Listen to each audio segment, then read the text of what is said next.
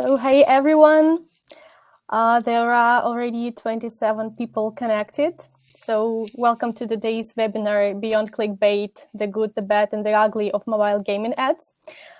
Some of you still joining, so let's maybe warm some things up a bit. And we'd love to know where you are tuning in from. So to warm up, you could drop your city or country into the chat. And let's see how global our audience is today. So maybe let's greet each other.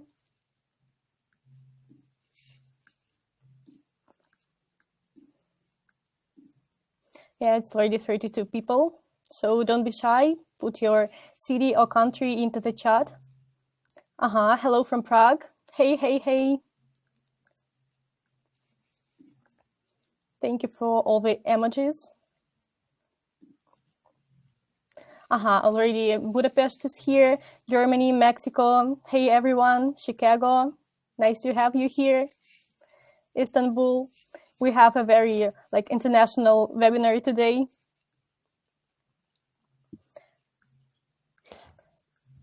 Mallorca, okay. So I think we'll wait just for 1 or 2 minutes and we'll kick off. Tokyo, hey everyone. When only Spanish-speaking countries were incoming, I thought, oh, maybe we could greet people in their native languages. But when other countries have popped out, I understood I don't know greeting in so many languages.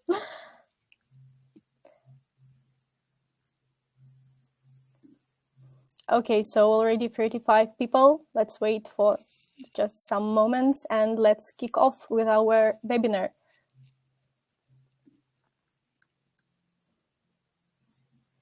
So I think we can start. So hey everyone, once again, and welcome to our exclusive webinar, Beyond Clickbait, the good, the bad, and the ugly of mobile gaming ads. I'm Polina, Head of Marketing and PR at Apptica, and today I will be your host for today's discussion. First, let me extend a warm welcome to Alex, who will be leading today's discussion. And I'll be here just to assist and provide some insightful data from Apptica to support our hypothesis. And one quick note before we dive in. Throughout the webinar, you'll see some polls popping up on your screen. This red notification will appear in your control panel whenever a poll is active, so be sure to participate. And we'd really love to hear your thoughts. So now, without further ado, let me pass the mic to Alex, who will kickstart our conversation. Hey everyone, nice to see you here. Let me introduce myself. I'm Alexandra Pulinets, creative strategist from AppAgent, and together we are going to break down the disturbing world of mobile game ads, why they exist, why they work, and whether there's a better way forward. So we will show you the most outrageous ads, and we try to unpack the psychology behind them and reveal the data that keep them running. But before, we need to see how you learned what we just discussed. So here's the question. How do you feel when you see a disturbing mobile ad? Polina, how do you feel when you see one? You're muted, Polina. Please don't be. I'm sorry. Yeah, actually, I'm feeling a bit weird when I see the creatives like this. So let's find out how our audience feels about this. So now we are posting a poll, and we'll gather your insights on this question. So you can simply tap the option, and we'll announce all the results a bit later. Don't worry, if you secretly like them, we won't judge you. So while the answers are incoming, let's introduce a bit our companies. Polina, would you start? Yeah, sure. Thank you. While we are gathering your responses, let me introduce Apptica. We are helping mobile businesses grow by providing access to market analytics and insights. We offer data on over 12.7 million apps, and we have an ad gallery with over 162 million creatives and trends monitoring. So as head of marketing and PR at Apptica, today I'll be sharing some key insights on mobile ad effectiveness, especially disturbing and ugly mobile ads. And Before giving the mic to Alex to introduce AppAgent, let's look at the results of our poll. So half of people said that these creatives shock these people, but sometimes they still watch it. And only 6 people said that they find it's really entertaining, and 17% of our audience really hate these creatives. So very surprising results. Well, I think that's somewhere among the normal distribution of votes in this situation, but yeah, I think all of the people will be quite interested to learn about these ads in more detail, not just like seeing them, but to understand this phenomena better. So, yes, I forgot to show the pretty pictures about Apptica. It's a finalist in App Analytics platform. Here you go. And now play all the animations for AppAgent. And I want to say that at AppAgent, we work with top mobile game studios to create ads that don't just grab attention, but actually connect with players. We collect a lot of insight to understand players' psychology, what they're looking for in terms of games and entertainment. And we've seen firsthand that while shock tactics might get quick clicks, they don't always translate to long-term success. So why this topic even arose in the first place? Well, let's start with the fact that mobile game ads have a fantastically bad reputation. You don't have to go far to see that. For example, the subreddit shitty mobile game ads have over 165,000 members, and it's all about mocking, dissecting, and exposing the ads in which a lot of people probably put a lot of work. And also some YouTubers make whole careers out of breaking down these ads and also judging them for being so disturbing, misleading, or absurd. So if the people hate them so much, and the numbers are showing it, why do they keep popping up, and do they actually work? So a little bit of an idea why this topic disturbs me so much. You take a child holding a phone, playing a game, and they see some ads popping up like this, or this. I have witnessed the situation myself when I was traveling with the 4-year-old daughter of my Serbian friends. She was sitting in the backseat of the car, playing the mobile game, and there were ads popping up. And there were about the Siberian death shacks, about cheating, and about all the strange topics. And when you see this from this perspective, it's like looks really, really bad. So I think that the main problem is that the ads aren't just bad, they are showing up in places where they never meant to be shown. So a little bit of backstory. This is me and unrestricted internet access in the early 2000s, which led to me in the ripe age of 7 or 8 years old, seeing stuff like Elf and Lead, Happy Tree Friends, and Drawn Together, which are absolutely not suited for children, but very much looking like at the first glance as something suited for children. And we need to understand that back then the internet was an uncharted territory, and the parents didn't fully understand it, and like nobody did. But the curious kids with advancing typing skills and looking for all the sorts of content online, they are finding content not suited for them. And this happens every time when a new technology appears. Like, kids are the digital natives of these new technologies, and parents are struggling to keep up with it.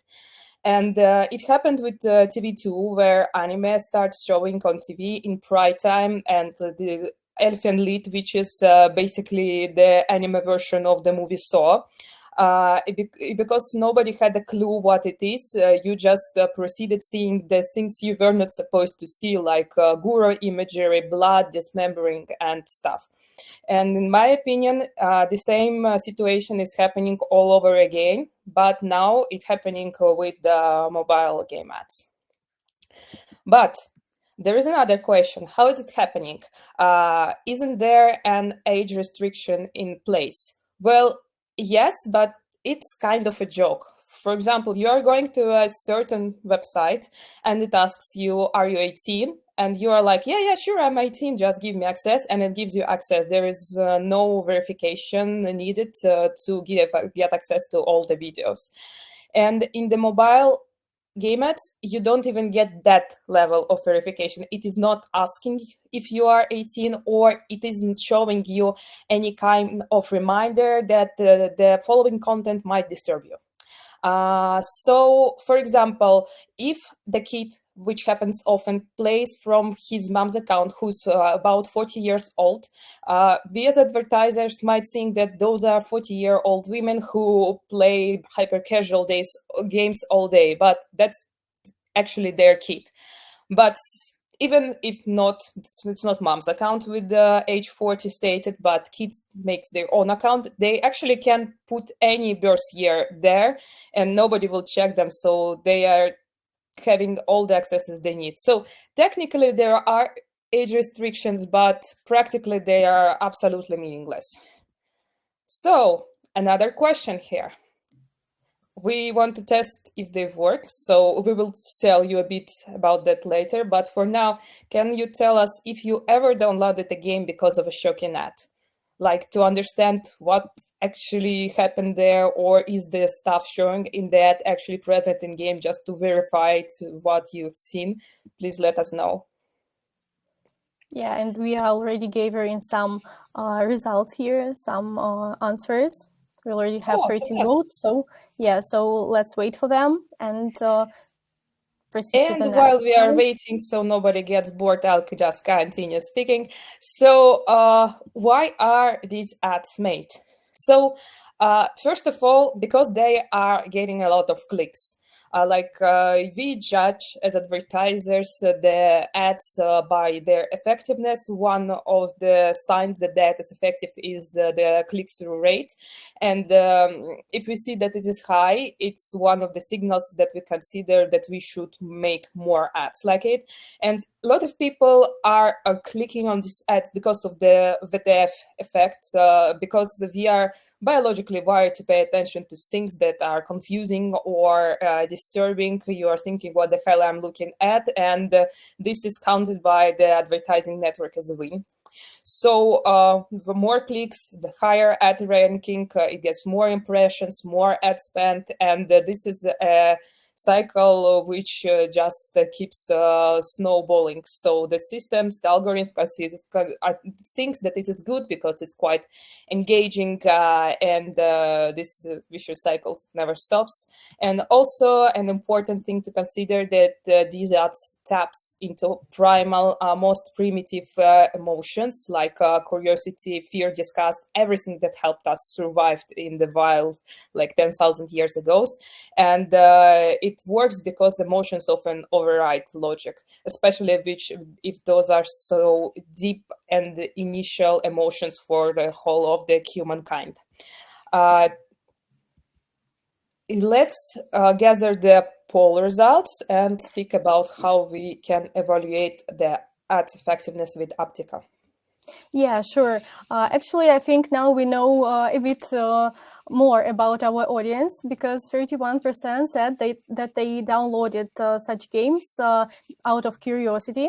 And still the majority of our audience said that they, these shocking ads, they make these people avoid the game. So the results kind of confusing. And proceeding to our next point, thanks to Alex, now we have this understanding of mobile marketing insights regarding these ugly creatives. And let's talk about evaluating ad effectiveness. So at Apptica, we use a metric called Creative Score, which ranks mobile creatives from top 1% to top 10% and below. And this metric reflects how a particular creative influences downloads, in-app revenue, and other KPIs. So the most successful creatives make it to the top. And we can also assess effectiveness indirectly through the ad rotations period. So if an advertiser runs creative for a long time, we can hypothesize that it performed well, assuming other factors remain constant. So let's take a deeper look into how different ad creatives perform. And we'll examine cases where disturbing creatives outperform standard ones. So the first case is for Matchington Mansion. Yeah, let's firstly have a look at these creatives.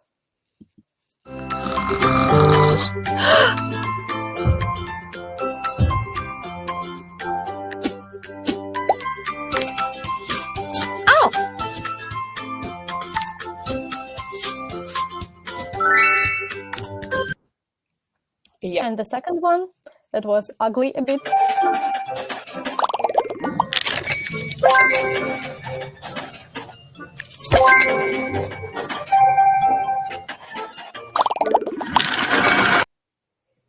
Yeah, so you see that here disturbing creative significantly outperformed a common one, drawing more attention and engagement. And the first one got into top 1, and the second one didn't get into even top 10% of Creative Store mobile ads. And let's consider another example with Project Makeover. Yeah, so here let's also have a look at this creative.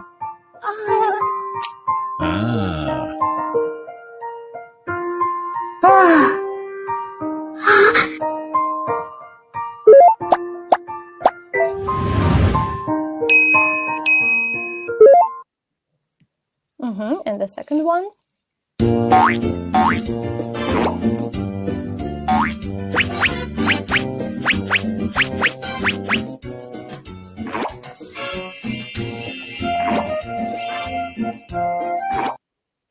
So similarly, in this case, a dramatic transformation ad where a character undergoes an extreme makeover performed better than a simple manicure choice. But however, merely copying a successful concept doesn't always guarantee the same results. So we are proceeding to the next set of examples. And here we can check creatives regarding the same technique. So it's Frozen House, and we have different mobile games with such example. Let's also have a look at them.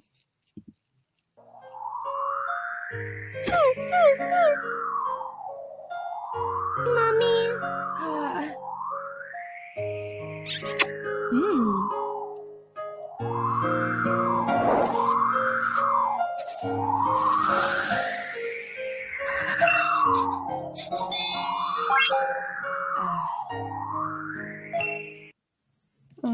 And the other creative.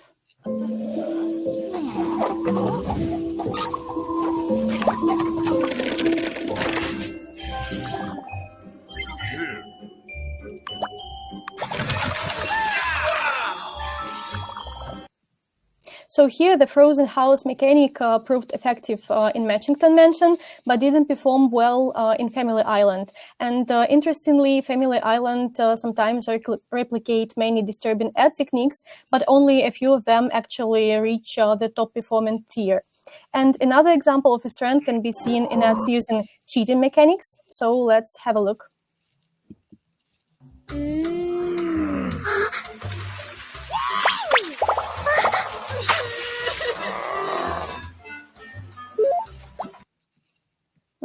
And the second one. Oh. Huh? What? Oh. Casual drinks. So while shocking creatives helped boost engagement and Project Makeover, the same mechanics didn't guarantee similar success for taboo stories. These contrasting outcomes highlight a key insight. Shock value alone isn't a magic bullet. Context, audience expectations, and execution all play a crucial role in how such ads perform. So you shouldn't only focus on the mechanic and some tropes, you also should consider another factors.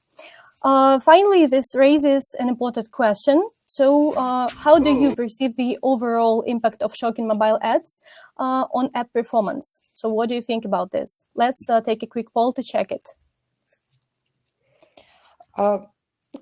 I think we have some questions to us in chat, which we can answer while people are taking care of the polls. Yeah, I'll read them out loud for now. So the first one is when it comes to mobile game ads, even a bigger problem. So there is something like opinion. And the second question, what do you mean by top one, CTR, spend, or ROAS? So by top one, this is our custom score. So we made a formula that shows us an influence of this creative performance on in-app revenue rankings, on downloads rankings. So we simply sum all of these factors into one formula. And the second question is why rotation period is so different. Here we had something like a hypothesis that if rotation periods differ so much, so the advertiser decided to rotate those particular ads more or less regarding their performance. So we hypothesized that the creatives that acted and performed better, they were rotated for a longer period. And now I think that we already have some answers to our poll. So let me open it. So actually, there are two parts for 83% who said that those creatives boost installs but hurt long-term retention, and the same part for the opinion that these ads only drive clicks but do not convert into real players. And only like the minimal part chose another options. So these are quite meaningful results. Okay, and we can proceed to another point. So here we are speaking about retention benchmark comparison. As we examined ad effectiveness, so we analyzed retention benchmarks across 5 mobile game categories by comparing apps that use disturbing ads versus those that don't. So it was interesting to note that some apps with disturbing ads showed higher day one retention, meaning that users stuck around more in the short term. Even more surprising, by day 7, these apps often retained users better than those with non-disturbing ads. And I said that it is surprising because we initially expected that non-disturbing ads are going to lead to stronger long-term engagement, but the data told a different story. And shocking creatives didn't hurt retention. In some cases, they even helped. Still, while attention-grabbing ads can boost early interest, long-term retention depends on much more. For example, game quality, user experience, and some other internal and external factors. In the end, no creative can make up for a game that doesn't deliver this. And now that we have examined some performance metrics, let's switch gears and look at the regulatory side of things. Alex will now take us through the legal implications of these ads. Yeah, so if we see that the ads actually don't hurt retention, and this is what matters to most of the businesses, and why are we advising against them?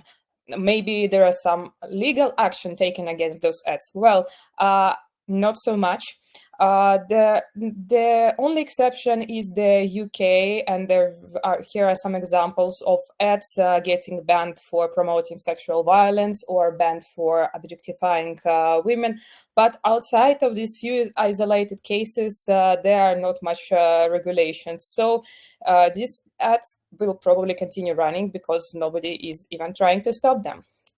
And another moment that I wanted to highlight is the problem of presentation. If you look at, not at the ads exactly, but at the game icons of the games which use disturbing ads and compare them to the icons of some actual keys games, you'll see that in terms of design that they are not really different. So if a parent, for example, sees those icons on their child's iPad, they won't catch it immediately because we see big eyes, bright colors, cartoon faces, and simply friendly designs.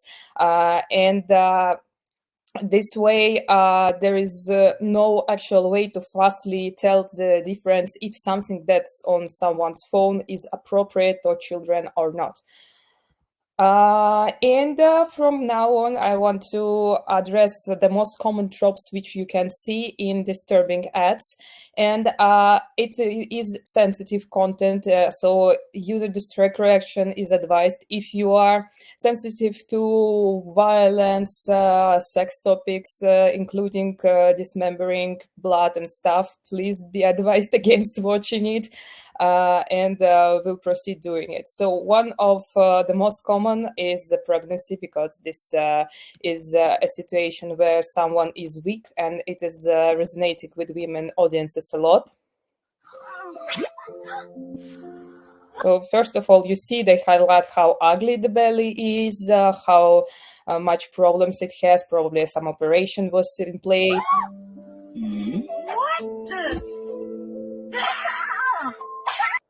A fantastically bad husband is slapping the belly.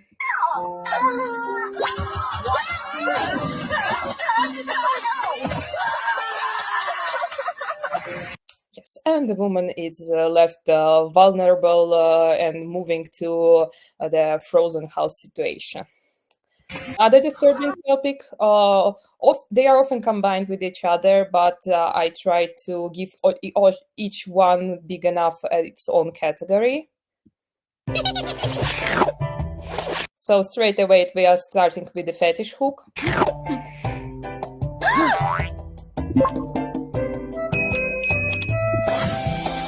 And after that, just a lot of body shaming and suffering, which is connected to the desire to win back a very disgusting man.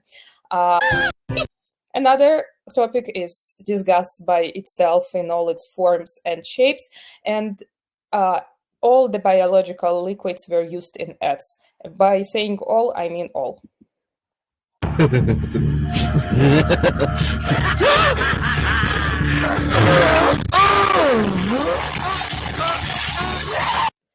You guess. Yes, and the next one is, of course, sex procreation, with a lot of fetishes and even interspecies sex involved.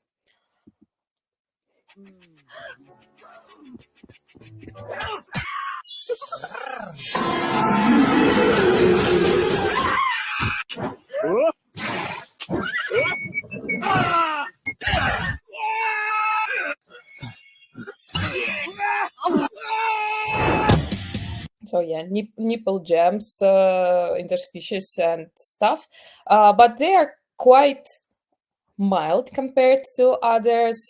These guys, for example, are not so mild. You can't mistake this motion for anything else. And the last one is violence, which is mostly focused on very slow pain in full detail, blood, cuts, just to cause your inner biological reaction. Like when you see someone is hurt, you are going like you feel it a bit like if you hurt yourself, and they are using this.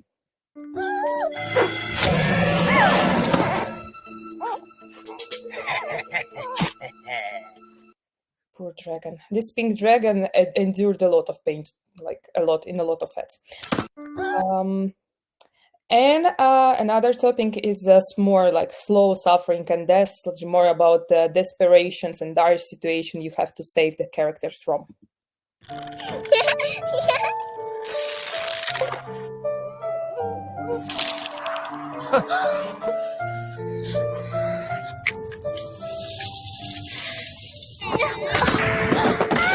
Yeah, the cycle just continues. You get the idea. And to lighten the things up a little bit, because I know that it can be not so psychologically fun to watch these videos in a row, please participate in our poll. I'll tell you why it makes sense a bit later. Do you enjoy horror movies or true crime podcasts?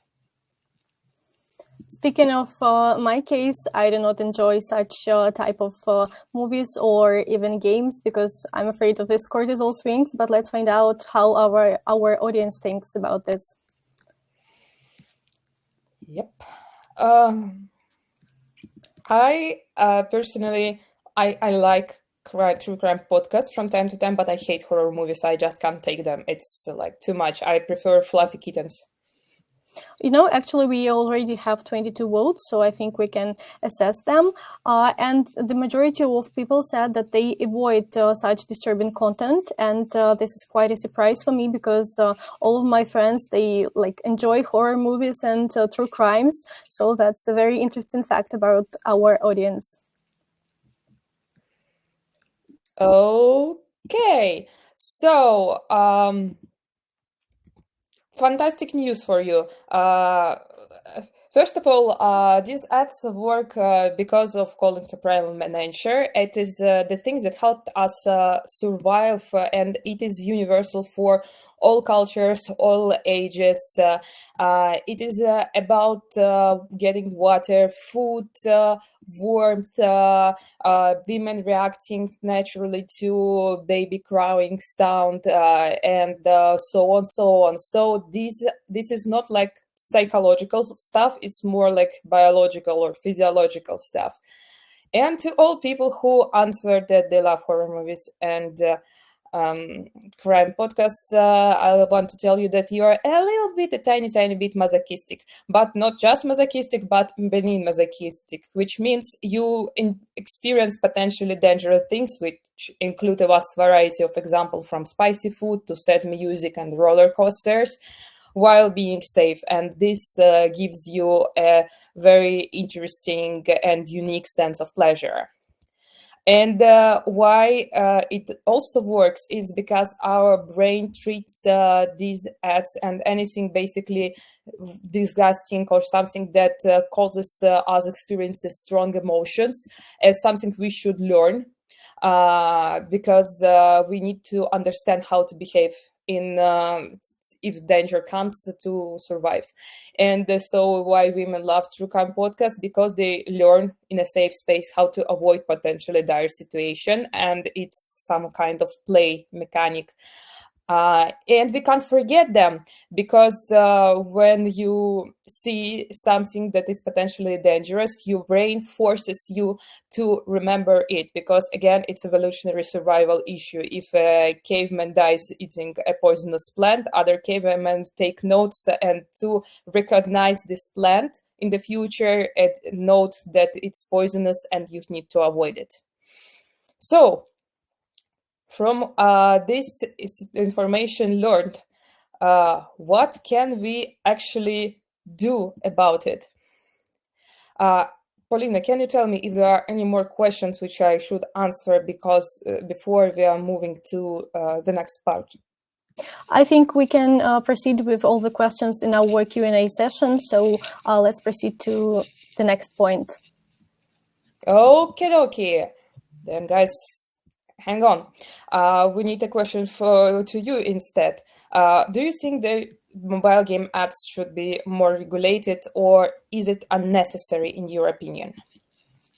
Yeah, and while we are gathering the results, let's see how the real things look like. Well, in reality, what I propose, it may sound like censorship. It really does, but it's not exactly something that I'm speaking about. So let's be honest, the content we just seen has its place on the internet. Like, it will look perfectly fine on 4chan, Tumblr, or in weird corners of YouTube where people do some kind of creative exercises, and in the right mood, the right space, I can even find those quite funny and entertaining. So it's the question of the right medium where you come intentionally to see this type of content. But ad networks are not the case, because this content is pushed on the audiences that didn't ask for this type of content. And even if we all understand that, for example, YouTube Kids is not appropriate medium, some people ignore this to get clicks. For example, you probably heard about the case of Elsagate.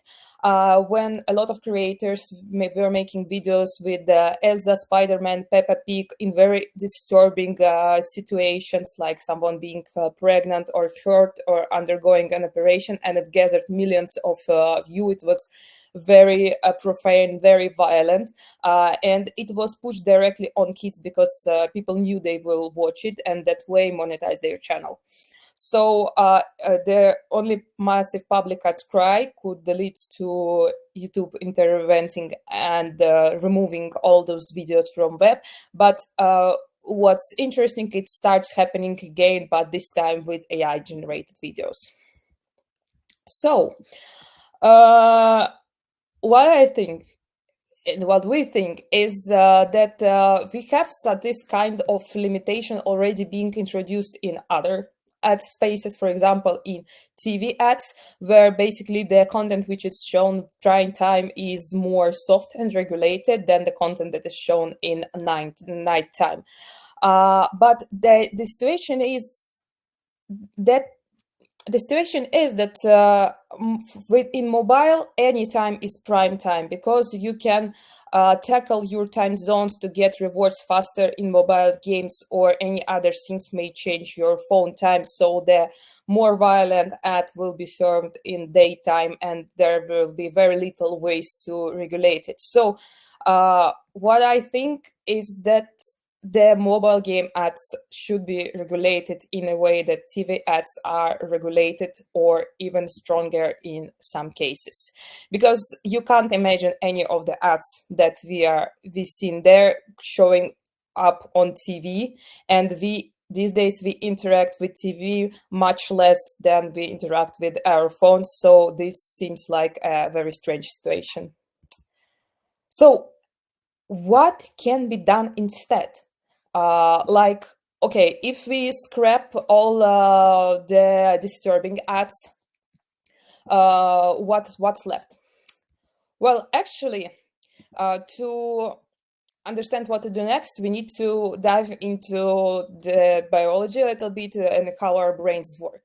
So dopamine is the brain reward system. It's responsible for a lot of things like motivation, habits, and or even addiction. But we can activate dopamine differently.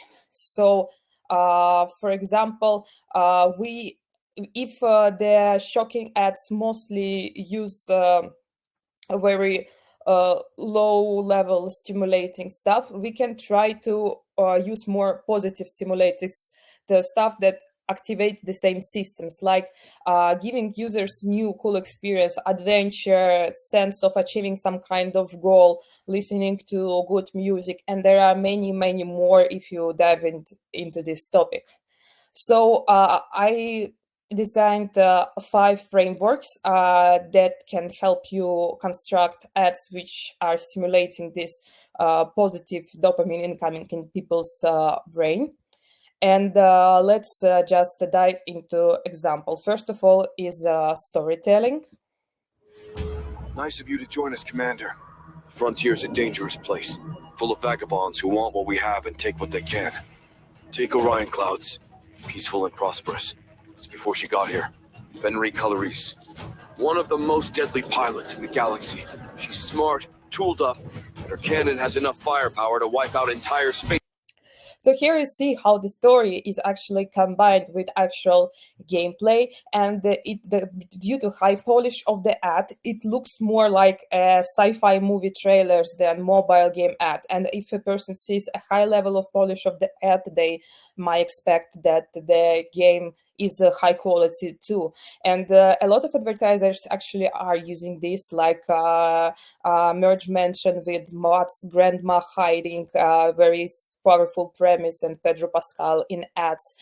You can ask questions to the existing lore, why the kings are lifelong enemies, or you can add some kind of conspiracy, or you can use even common and well-known detective tropes about if the butler is the actual killer.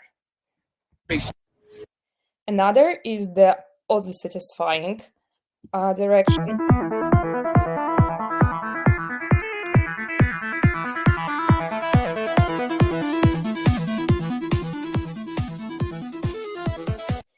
So it is actually even deeper than it looks like, because as kids, you probably played with kaleidoscope and evoking some type of long forgotten childhood memory. We can also evoke wonders, and everything which is perfectly synced with something else gives us this very satisfying burst of emotions coming from inside. Sense of accomplishment is a big one, because this is something that is already implemented in most of the gameplay mechanics. You need just to dig for them and highlight them in a more clear way.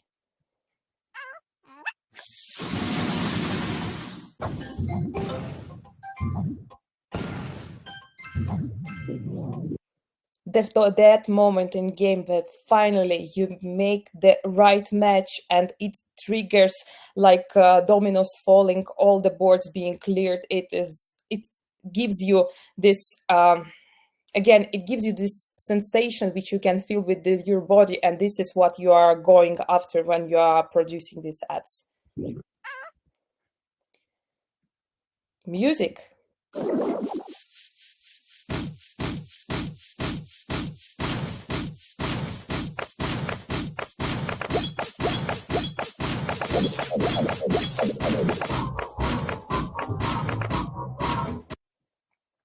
Again, it's something universal and coming from the oldest prehistorical times where we had just the drums, but now people are enjoying music all over the world, and if you manage to write a song that will stuck in their heads, you will find big success.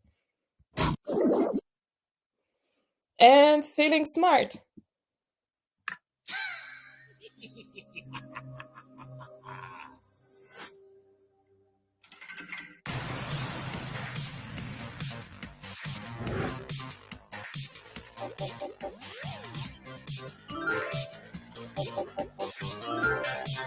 You know the feelings when you watch the show, How to Become a Billionaire or something like that, and you think, oh, I know the answers to all these questions. I could probably win those millions. And this is the feeling you want to evoke. This is something you are going after. So, question for you.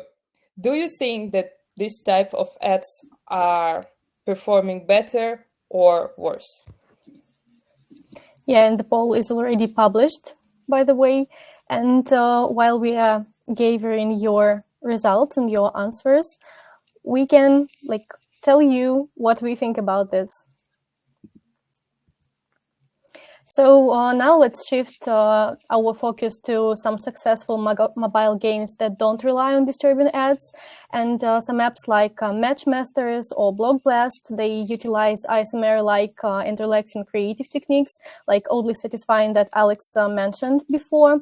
And you will see in some moments that these games have managed to achieve high engagement and retention rates without resorting to shocking content. So let's briefly look it through.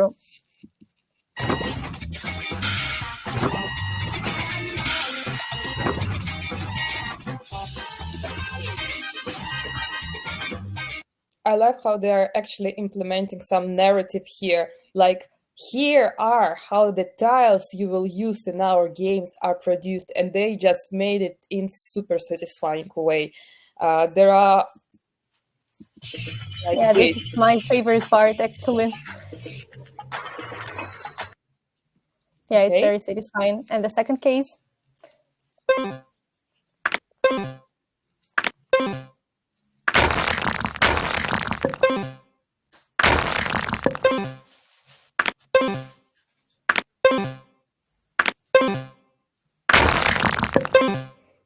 Have you noticed how they give you like a bit of rage bait by not placing something quite where it belongs, but then they resolve your rage with actually giving you the satisfying move?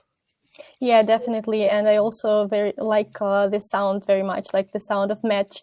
And by the way, we've already got some answers. So the majority of people said that the answer is better. So engaging ads can attract real players without cheap tricks. And actually, we can proceed with the results. So does this mean that developers can reach success without using ugly creatives? Based on our data, yes. The answer is yes, definitely. This suggests that high-performing ads don't necessarily have to rely on shock tactics, but rather can engage users through alternative means, such as satisfying visuals, engaging storytelling, or rewarding gameplay loops. So now let me pass it over to Alex to wrap up our discussion with some key takeaways. Of course. But you need to remember one very, very important point, that the idea is nothing without great execution. So shock tactics are the easiest way to grab attention, and they rely probably the less of all types of ad on execution. But this is an easy way, but not an only way. So I want to pose a creative challenge in front of you. Because what is a creative without a challenge? Can we make the high-performing ads that are both non-cringy and effective? Because I personally think that the bar for mobile game advertising is kind of on the ground, maybe a little bit below the ground, and to raise it with producing better ads is not that hard. So here are the key points of everything that we discussed, with the absolutely great quote from David Ogilvy: "The consumer isn't a moron, she's your wife, so treat her with decency, pretty please." And this is a QA session. This is the end, and we are ready to answer your questions. Yeah, so don't be shy, and if you have any questions, please drop them into the chat, and we'll be happy to answer all of them. So we have a chat or a question section here, so you can choose anything that is more convenient for you. And by the way, we already gathered some questions during our speech, and let me address one question to Alex. So, Alex, what do you think? Could it be that the longer running creatives became successful exactly because they have been running for a longer period, not because of the mechanics used? So, do you have an opinion on this? Yes, I have.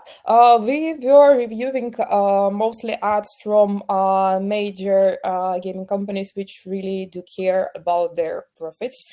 And if they see that their ads don't achieve a certain level of engagement and ad spend at some point after several days or several weeks, it depends from company to company. Everyone's judgment is different, but usually they never keep up the ad for so long, for more than 100 days, if it doesn't prove itself effective. Yeah, I totally agree. Thank you so much for your opinion. And thank you so much for your question, by the way. And we are also waiting for other questions to answer.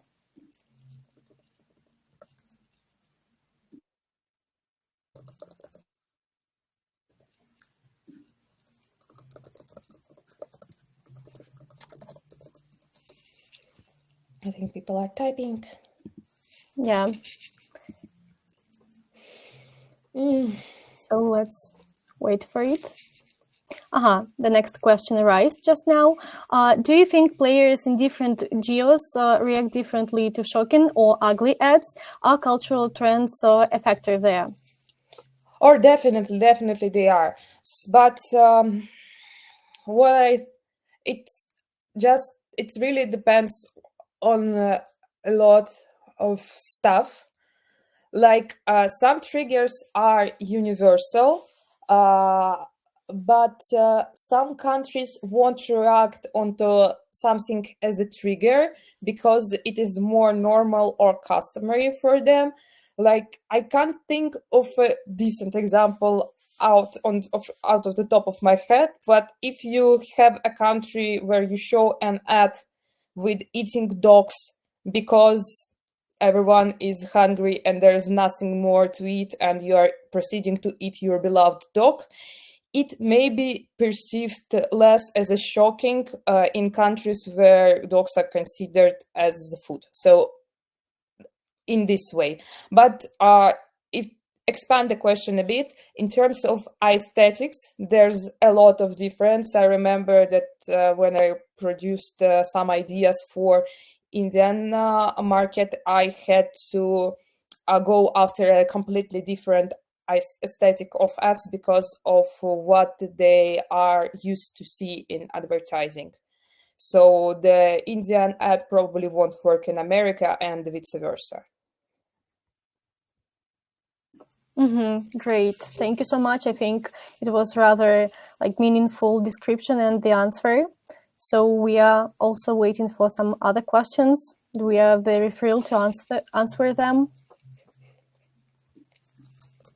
Or maybe we were so clear and our presentation was so fulfilling that there's no sense to ask us any questions because we covered everything. Let's think like that. Yeah, actually, this is a question from Ricardo. Thank you so much for your question. Do shocking ads have a lasting impact to the company image and the way their future games will be received? So this is actually something which is very hard to measure because finding out a legit answer to this question requires going on with the sentiment research, which is very large and expensive thing to do, and not a lot of companies prefer necessarily to do that. From my personal impression, I'd say that people who judge the company for the ads and the people who actually are potentially going to play this game, they probably are from rather different audiences that don't cross each other. So I'd say I'm not sure, but it can be more of a reputational damage business-wise in terms of seeking partnerships with other companies, because other companies who've seen those ads, they might prefer not to work with people who resort into producing these ads because their moral values are not matching or something like this. These cases I witnessed it, but for other stuff, I think that there should be more research taken about it. Great. Thank you so much for such a detailed description. I hope Ricardo is satisfied with the answer. And there another question popped up from Aliyah. Thank you so much, Aliyah, for this question. Recently, I saw a disturbing ad with its CEO presenting the benefits of the game, no ads, free rewards, etc. Do you think it's a double trick to attract the audience from audio and visual direction? I'm not sure that I understood the question. Actually, maybe I will send it to you and you can take a look at it. Please do, because sure. I'm sometimes missing some audio information. I'm sorry for that, guys. With its CEO presenting the video, do you think it's a double trick to attract from audio and visual direction? So yeah, but well, presenting something from the face of a person who holds some kind of power status is not actually a bad thing by itself. I actually think that we used actual CEOs a couple of times, not for games, for other products in my previous experience, but actual CEOs were presenting the benefits of the products. So for example, if this was a game oriented on mostly boomer audience who are craving to hear things from people holding status, it's a great idea, and I see nothing wrong with it if everything that's told in the ad is actually true. I think it's a very fair point. Thank you for your answer. And actually, a lot more questions arise in our chat for now. So the next question is from Phoenix. Thank you so much. Do you think that consumers are finally getting over the shocking ads, or is this a trend that we should expect to continue for some time?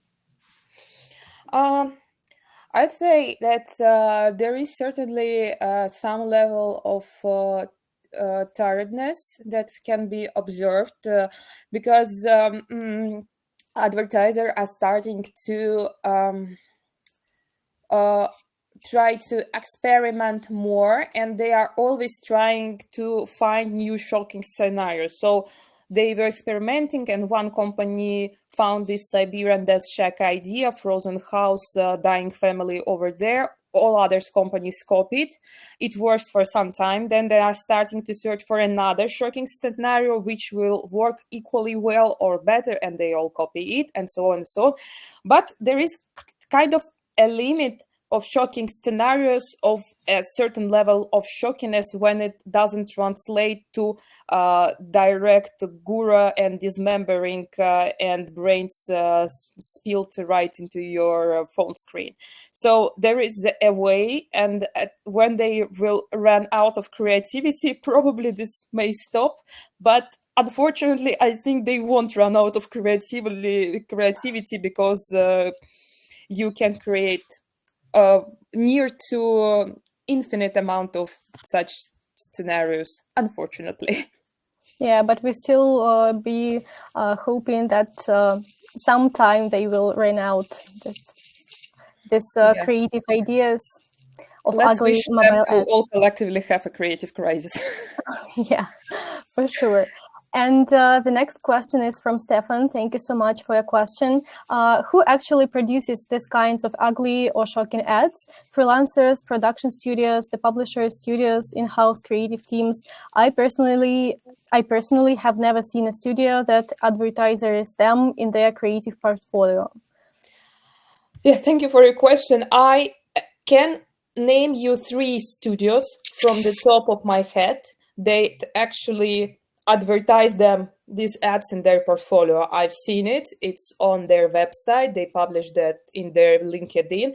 Some of them even promote these strategies as highly effective, and they are super happy about the fact that they are producing this type of creative. So they are. And yes, basically everyone you called is producing these ads. Freelancers, production studios, and in-house, they usually hire quite big teams to produce these ads fast and iterate on them even faster. So usually the companies that pursue the strategy, they have a very extensive in-house creative team. Great. Thank you so much for your answer. And we also have we have 3 questions left. The next one is, have you ever seen a game completely shift its ad strategy, like moving away from shock value to something totally different and still maintain strong performance? I can't recall a complete shift. Like it would be a redemption arc, which I wish I'd see. What I've seen is when a company that never used shocking ads tried to experiment a little bit with them, experimented for some time, and then switched back. So this is the only thing I can think about. But like a global villain redemption arc is just, we are waiting for this to come to see it. I'm very eager to see how somebody will change their behavior so drastically. But unfortunately, I doubt it will happen without any regulations being placed over them. Actually, it's a very interesting point. Thank you for sharing it. And the next question arises from George. At what point do such ads actually get rejected? I hear of ad rejections for silly reasons. Crazy that these ads get through the criteria. I promised I won't sing any songs. I promised, but I can't. Like, money, money, money, must be funny. Because they have massive ad budgets, like unimaginably massive. Very, very big. I don't have enough words in my English to tell you how big their budgets are. And I assume that that's allegedly some of ad networks are eager to close their eyes on the fact that these ads look like this when a company comes and tell that they buy or ad slots for the upcoming 2 weeks to promote their new game, which happened at least once in the industry with one game and one ad network in particular. So they may ask in some cases to soften something a bit, but this softening is quite ridiculous. Like the wolf is getting dismembered, but they painted his blood green, so it doesn't look like blood. So it's like fantasy violence and not real violence.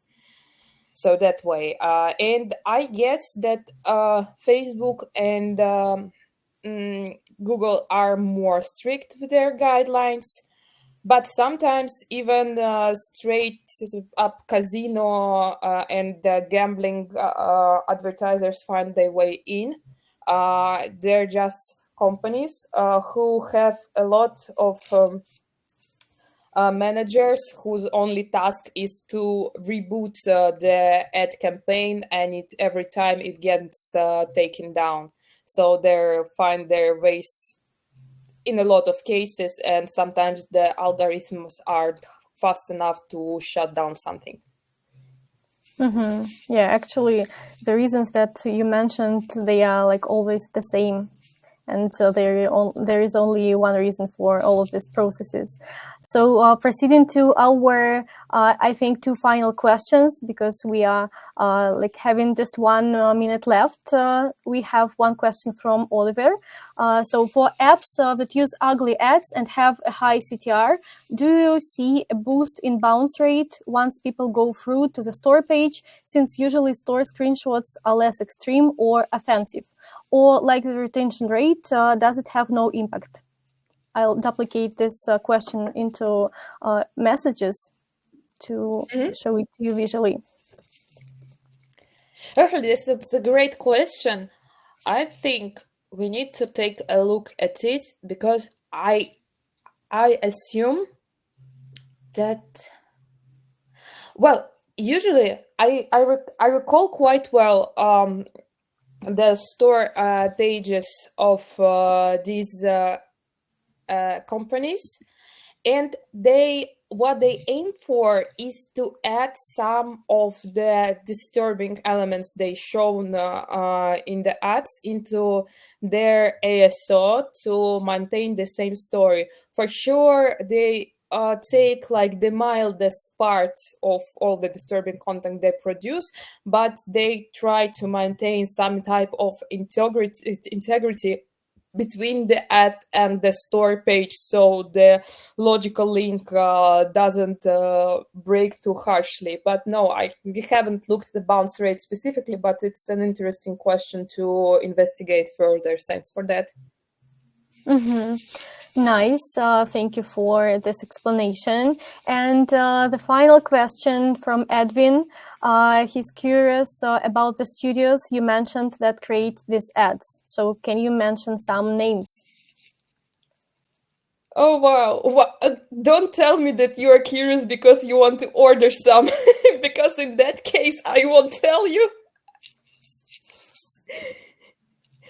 I'm not sure. Can I ask for my lawyer if I can mention all of them?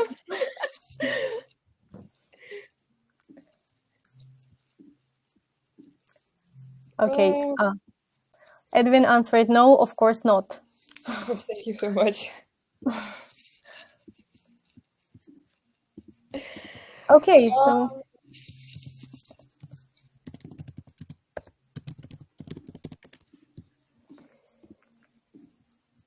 Okay, so I... Will you be able to name, like... Okay, so maybe we'll just follow up with this information, or leave this question to our next webinar and to our next discussion. Thank you all for joining us today. We hope this webinar provided you with some valuable insights into the world of mobile game ads and their impact, and especially ugly mobile game ads. It was a pleasure discussing ugly creatives and their alternatives with you. We'll also be sharing follow-up emails with the webinar recording and key takeaways. So if you missed anything or joined late, no worries, you'll still have access to all the insights. And thanks again. Thank you so much. See you next time. Thank you all. Have a nice day or evening, and bye-bye.